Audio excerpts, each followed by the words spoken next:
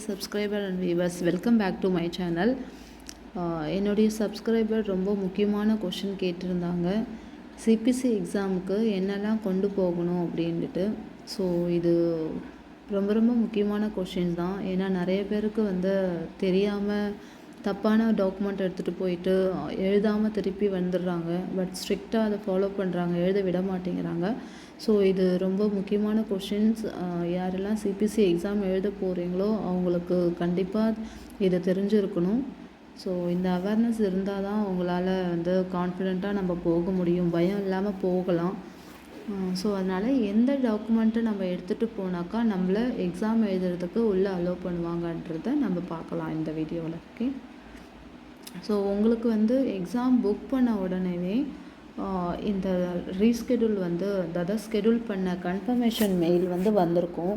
அந்த கன்ஃபர்மேஷன் மெயிலே டீட்டெயிலாக கொடுத்துருக்காங்க, பாயிண்ட் பை பாயிண்ட்டாக கொடுத்துருக்காங்க. என்ன கொண்டு வரணும், எப்படி பண்ணணும் அப்படின்ற டீட்டெயில்ஸ் கொடுத்துருக்காங்க. ஸோ நீங்கள் அதை படித்து பார்த்தீங்கன்னா உங்களுக்கு நல்லாவே புரியும். ஸோ நீங்கள் என்ன ஏஐபிசி லாகின் க்ரியேட் பண்ணுறீங்க இல்லையா, மெம்பர்ஷிப் எடுத்து ஏஐபிசி லாகின் எடுத்து அதிலிருந்து தான் நீங்கள் எக்ஸாமு புக் பண்ண போகிறீங்க. ஸோ ஏஐபிசியோடைய லாகினை எந்த நேமில் நீங்கள் க்ரியேட் பண்ணணும் அப்படின்னா, ஆதார் கார்டில் எந்த மாதிரி இருக்கோ அந்த மாதிரி நேமை தான் நம்ம ஏஐபிசியில் லாகினில் க்ரியேட் பண்ணணும் ஃபஸ்ட்டு. ஓகேவா? ஸோ ஏஐபிசியில் க்ரியேட் பண்ண அந்த இது தான் உங்களுக்கு ஹால் டிக்கெட்டு. ஏஐபிசி க்ரியேட் பண்ண நேமு தான் ஹால் டிக்கெட்டாக உங்களுக்கு வரும். ஓகே, ஸோ இதுதான் ஃபஸ்ட்டு ஸ்டெப்பு. ஃபஸ்ட்டு நீங்கள் எக்ஸாம் புக் பண்ணும்போது ஏஐபிசி க்ரியேட் பண்ணுற அக்கௌண்ட்டு உங்கள் நேமு ஆதார் கார்டில் இருக்கிற நேமாக இருக்கணும் கண்டிப்பாக. ஸோ இது ஃபஸ்ட்டு ஸ்டெப்பு. அதுக்கப்புறம் என்ன சொல்லியிருக்காங்க அப்படின்னாக்கா, so bring current government issued ID with signature, driving license, immigration card, passport, so PAN card, Aadhaar card எது வேணாலும் இருக்கலாம். ஓகேவா? இப்போது இந்த அடிஷ்னலாக நம்ம என்ன பண்ண சொல்லியிருக்காங்கன்னா, இந்த கவர்மெண்ட் இஷ்யூ பண்ண ஐடி கார்டில் டிஜிலாக்கர் அப்படின்னு ஒரு ஆப் ஒன்று இருக்குது. ஸோ ப்ளே ஸ்டோரில் போனீங்கன்னா டிஜிலாக்கர்னு ஒரு ஆப் இருக்குது. அந்த ஆப்பை டவுன்லோட் பண்ணிவிட்டு அந்த ஆப்பை ரிஜிஸ்டர் பண்ணி டவுன்லோட் பண்ணதுக்கப்புறம் உங்கள் இது எல்லாமே உங்களுடைய ஆதார் கார்டில் இருக்கிற டீட்டெயில்ஸ் கரெக்டாக கொடுத்து அதை ரிஜிஸ்டர் பண்ணி உள்ளே போனதுக்கப்புறம் உங்களுடைய டாக்குமெண்ட்டை அதில் அட்டாச் பண்ணி வெரிஃபைடுன்னு காமிக்கணும். ஓகேவா? ஸோ ஃபஸ்ட்டு ஆதார் கார்டை டிஜிலாக்கரில் அட்டாச் பண்ணி வெரிஃபைடுன்னு காமிச்சதுக்கப்புறம் அடுத்தது நீங்கள் என்ன பண்ணால் பேன் கார்டையும் உங்கள் ஃபோன்லேயோ இல்லை லேப்டாப்லேயோ எதில் நீங்கள் அட்டாச் பண்ண போகிறீங்களோ ஸோ அதில் ஸ்கேன் பண்ணி வச்சுக்கோங்க உங்களோட பேன் கார்டையும் ஆதார் கார்டையும். ஸோ பேன் கார்டை டவுன்லோட் பண்ணி வச்சுக்கினதுக்கப்புறம் ஆதார் கார்டை ஃபஸ்ட்டு டிஜிலாக்கர் ஆப்பை ஓப்பன் பண்ண போகிறோம். ரிஜிஸ்டர் பண்ணி உள்ளே போனதுக்கப்புறம் ஆதார் கார்டை அட்டாச் பண்ணிவிடுவோம். அட்டாச் பண்ணி வெரிஃபைடுன்னு காமிக்கணும் அது கண்டிப்பாக. ஓகேவா? ஸோ அது வெரிஃபைடுன்னு காமிச்சதுக்கப்புறம் பேன் கார்டை அதில் லிங்க் பண்ணணும். ஸோ செகண்டு டாக்குமெண்டேஷன் அதிலே காமிக்கும், அந்த டிஜிலாக்கருடைய ஆப்லேயே காமிக்கும். பேன் கார்டை அட்டாச் பண்ணி அதையும் லிங்க் பண்ணி வெரிஃபைடுன்னு காமிக்கும். ஸோ ரெண்டுமே வெரிஃபைடுன்னு காமிச்சிடும். ஓகேவா? ஸோ இந்த ஸ்டெப்பு பண்ணிவிட்டு அதுக்கப்புறம் ஏன்னா நீங்கள் உங்களுடைய ஆதார் கார்டில் இருக்கிற நேமும் பேன் கார்டில் இருக்கிற நேமும் மேக்ஸிமம் ஒரே நேமாக, ஃபஸ்ட் நேம் செகண்ட் நேம் ஒரே நேமாக இருக்கிற மாதிரி பார்த்துக்கோங்க. ஸோ இப்போது இது எல்லாமே ரெடி பண்ணதுக்கப்புறம் நீங்கள் எக்ஸாமுக்கு இப்போ போக ரெடி ஆகிட்டீங்க அப்படின்னா ஃபஸ்ட்டு ஹால் டிக்கெட்டை ப்ரிண்ட் அவுட் எடுக்கணும். உங்களுக்கு இந்த மெயில் கன்ஃபர்மேஷன் வந்திருக்கும். ஸோ இந்த மெயில் கன்ஃபர்மேஷன் தான் நம்மளுக்கு ஹால் டிக்கெட்டு. அது எக்ஸாம் புக் பண்ண உடனேவும் ஒரு மெயில் போடுவாங்க. எக்ஸாம் எழுதுறதுக்கு 2 நாளுக்கு முன்னாடியும் மறுபடியும் ஒரு கன்ஃபர்மேஷன் மெயில் ஒன்று வரும். ஸோ அதுதான் நம்மளுக்கு ஹால் டிக்கெட்டு. அதை ப்ரிண்ட் அவுட் எடுத்துக்கணும். ஸோ அதில் இருக்கிற நேமு, உங்களுடைய ஆதார் கார்டு நேமு, அதுக்கப்புறம் பேன் கார்டு, இது 3 மேட்ச் ஆகுதான்னு பார்க்கணும். அட்லீஸ்ட் ஆதார் கார்டும் இல்லைனா உங்களுடைய ஹால் டிக்கெட்டும் இது ரெண்டும் கண்டிப்பாக மேட்ச் ஆகிருக்கணும்.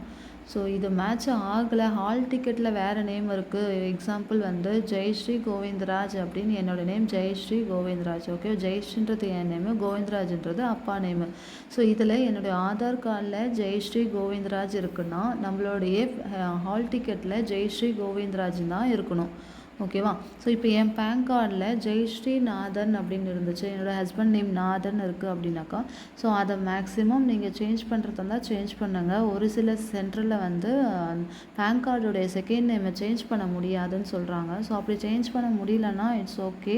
பட் நம்மளுடைய ஆதார் கார்டில் ஃபஸ்ட் நேம் செகண்ட் நேம் என்ன இருக்கோ அதே தான் நம்மளுடைய ஹால் டிக்கெட்லேயும் ஃபஸ்ட் நேம் செகண்ட் நேம் இருக்கும். ஸோ ஹால் டிக்கெட் எதை வச்சு நம்மளுக்கு பிரிண்ட் வருது அப்படின்னா, நம்ம ஃபஸ்ட்டு நம்ம இந்த ஏஐபிசி அக்கௌண்ட்டை க்ரியேட் பண்ணுறோம் இல்லையா, யார் உங்களுக்கு இன்ஸ்டிடியூட்டில் புக் பண்ணுறாங்கன்னா அவங்கக்கிட்ட கரெக்டான ஒரு ப்ரூஃபை வந்து கொடுக்கணும். ஸோ ஆதார் கார்டை கொடுத்தீங்கன்னா அவங்க அதில் இருக்கிற நேம் மாதிரியே அவங்க அக்கௌண்ட்டை வந்து ஏஐபிசி அக்கௌண்ட்டை க்ரியேட் பண்ணி அதில் புக் பண்ணிவிடுவாங்க. ஸோ நம்ம க்ரியேட் பண்ணுற அந்த ஸ்டெப்பு தான் வந்து நம்மளுக்கு பிரிண்ட் அவுட்டாக ஹால் டிக்கெட்டாக நம்மளுக்கு வரும். ஓகேவா? ஸோ இப்போ நம்ம டிஜிலாக்கர் எல்லா வேலையும் முடிஞ்சதுக்கப்புறம் எக்ஸாம் நாளைக்குன்னா நம்ம இன்றைக்கி போக போகிறோம். ஸோ ஃபஸ்ட்டு நம்ம ஹால் டிக்கெட்டை பிரிண்ட் அவுட் எடுக்கணும். ஓகே, அடுத்தது ஆதார் கார்டு ஒரிஜினல் காப்பி வச்சுக்கோங்க. பட் அதை ரெண்டுத்தையும் வச்சுக்கணும். இப்போ ஆதார் கார்டும் ஹால் டிக்கெட்டும் ரெண்டுமே ஒரே நேமாக இருக்கான்னு நம்ம கன்ஃபார்ம் பண்ணிக்கணும். ரெண்டும் ஒரே நேமாக இருக்கணும். ஓகேவா? ஸோ இப்போ எக்ஸாம் ஹாலில் என்னென்ன ஹாலுக்கு போகிறதுக்கு முன்னாடி என்ன செக் பண்ணுவாங்கன்னா, உங்கள் ஒரிஜினல் ப்ரூஃபை கூட அவங்க செக் பண்ண மாட்டாங்க. ஜஸ்ட் உங்கள் ஃபோனில் டிஜிலாக்கரை ஓப்பன் பண்ணி அதை தான் செக் பண்ணுவாங்க. அது வெரிஃபைடுன்னு காமிச்சதுனாக்கா அதில் இருக்கிற நேமும் டிஜிலாக்கரில் ஆப்பில் இருக்கிற நேமு, அதாவது நம்ம ஆதார் கார்டை தான் நம்ம வந்து வெரிஃபைடுன்னு கொடுத்துருப்போம். ஸோ அதில் இருக்கிற நேமு டிஜிலாக்கரில் லிங்க் பண்ண வெரிஃபைடான அந்த ஆதார் கார்டில் இருக்கிற நேமும் நம்ம கையில் கொண்டு வந்த அந்த பிரிண்ட் அவுட்டோடைய ஹால் டிக்கெட்டோடைய நேமும் சேமாக இருக்கான்னு செக் பண்ணுவாங்க. சேமாக இருந்துச்சுன்னா நம்ம உள்ளே அனுப்பிடுவாங்க. ஈவன் அவங்க ஆதாரோட ஒரிஜினல் கூட பார்க்க மாட்டாங்க. நம்ம டிஜிலாக்கரை தான் அந்த ஆப்பை ஓப்பன் பண்ணி அதில் தான் நம்ம வந்து லைவாக ஓப்பன் பண்ணி வெரிஃபைடுன்னு காமிக்கும். அந்த வெரிஃபைடு காமிக்கிறதுல உங்கள் நேமையும் உங்கள் ஹால் டிக்கெட் நேமையும் மட்டும்தான் செக் பண்ண போகிறாங்க. ஸோ இது ரெண்டும் மேட்ச் ஆகிட்டுனாக்கா நீங்கள் வந்து எக்ஸாமுக்கு போக அலோவ் பண்ணிடுவாங்க. ஓகேவா?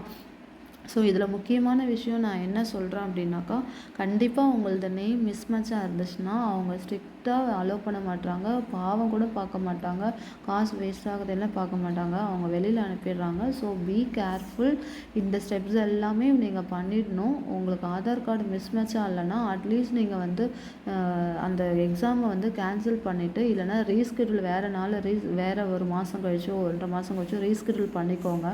ஸோ எக்ஸாம் கேன்சல் ஆனால் ரீஸ்கெட்யூல் பண்ணால் நமக்கு $25 முடிஞ்சிடும். பட் நம்ம போயிட்டு நம்ம எக்ஸாம் எழுத விடலைன்னா அந்த ஒரு அட்டெம்ப்ட் நம்மளுக்கு வேஸ்ட் ஆகிடும். அதை நம்மளுக்கு திருப்பிலாம் அந்த அட்டெம்ப்டை கொடுக்க மாட்டாங்க. அந்த அட்டெம்ப்ட் வேஸ்ட் ஆகிடும். அவ்வளோதான், ஒரு அட்டெம்ப்ட் முடிஞ்சிச்சு.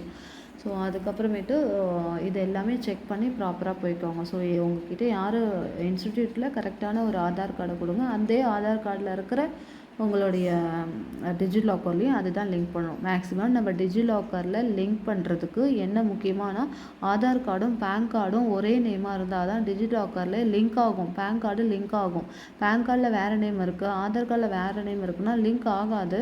ஸோ இதை நீங்கள் ஓனாகவும் பண்ணலாம். ஆப்பை க்ரியேட் பண்ணிவிட்டு இல்லைனாக்கா நம்ம ஆதார் கார்டெலாம் அப்ளை பண்ணுறோம் இல்லையா, பேன் கார்டு ஆதார் கார்டெலாம் அப்ளை பண்ணுறோம் இல்லையா, அந்த சென்டருக்கு போய்ட்டும் எனக்கு டிஜிலாக்கர் ஓப்பன் பண்ணி கொடுங்க, என்னுடைய ப்ரூஃபை வந்து அதில் லிங்க் பண்ணுங்கள் அப்படின்னு சொன்னாலும் அவங்களே பண்ணி கொடுத்துருவாங்க. ஓகேவா?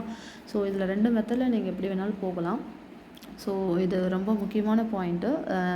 சப்ஸ்கிரைபருக்கு ஞாபகப்படுத்தி எனக்கு வீடியோ போட சொன்னதுக்கு ரொம்ப தேங்க்யூ. ஹோப் இதெல்லாம் உங்களுக்கு யூஸ்ஃபுல்லாக இருக்கும்னு நினைக்கிறேன்.